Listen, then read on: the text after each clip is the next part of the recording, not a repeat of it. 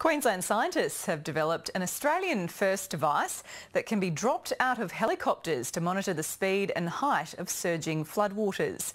Field trials show it can act as an early warning system for towns under threat of flooding.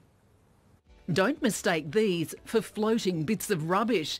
The PVC pipes are housing equipment that could save lives during a flood. In floods, the situation is very unpredictable and we need to get data quickly, and it's very hard to get that data quickly.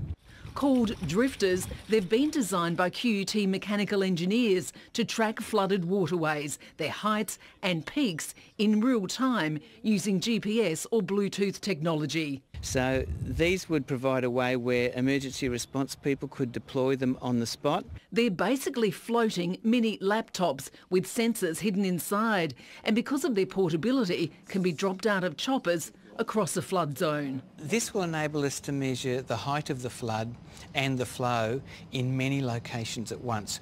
And it's safer. Because basically the human risk of having to go out to take a measurement in flood situation could be eliminated. Another vital tool in managing flood disasters.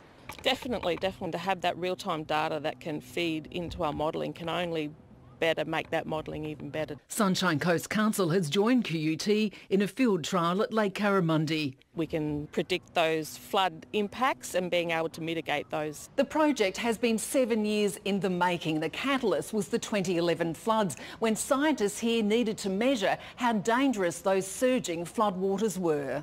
They tied temporary monitoring devices with rope and started collecting data. From that, the drifters were born. So how does this compare to the accuracy of the GPS in our car, for example? Well, look, a car is about 5 to 10 metres, whereas this is 1 to 2 centimetres. The portable drifters can also pinpoint pollution runoffs, water quality and predict where algal blooms will form. Lexi Hamilton-Smith, ABC News.